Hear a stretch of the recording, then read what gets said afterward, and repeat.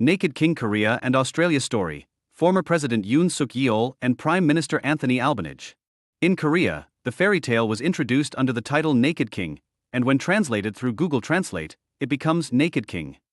However, the title of the English version of this fairy tale is The King's New Clothes. The Emperor's New Clothes is a short story published in 1837 by Danish Hans Christian Andersen. On the one hand, when I think about how provocative the title of Andersen's original title changed when it came to Korea, it's pathetic, and on the other hand, I feel like I was deceived by the translation of the title. This shocking variation of the title of this fairy tale appeared in Korea, but what's even more shocking is that it actually took place in Korea recently. And what's even more shocking is that it's happening in Australia too. First, let's look at an actual case from Korea. During the night of December 3, 2024, the president at the time suddenly declared martial law and mobilized about 1,605 military troops, sending the largest number of troops to the National Election Commission. After 2 hours and 35 minutes, a resolution requesting the lifting of martial law was passed in the National Assembly, and martial law was later lifted. And 10 days later, the impeachment bill is passed by the National Assembly with the participation of some members of the ruling party, and Korea's immediate past president is stripped of his authority and stripped of his clothes.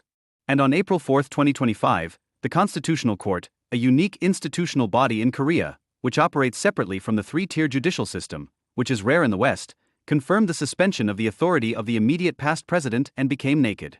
Since the inauguration of a new president, the National Assembly, which has an omnipotent position in Korea, where the president does not have the right to dissolve the National Assembly, which is rare in the West, has been making special prosecutors in 3 areas against the former president, making news in the newspapers.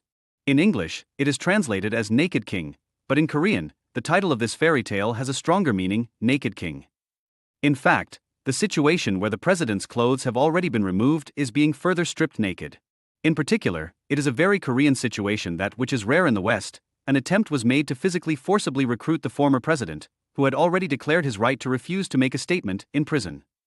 Now, let's move the location from Korea to Australia and look at the story.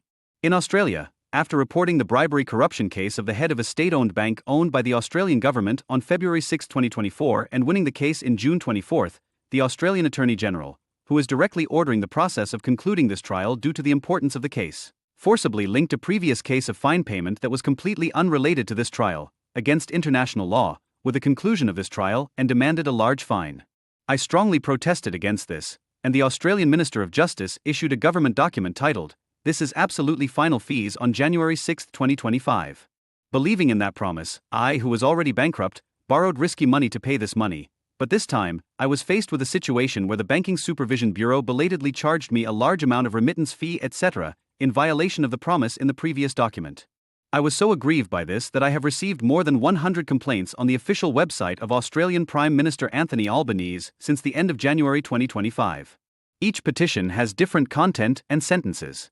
What is surprising is that Australian Prime Minister Anthony Albanese did not respond even to one of my more than 100 complaints complaining of this injustice.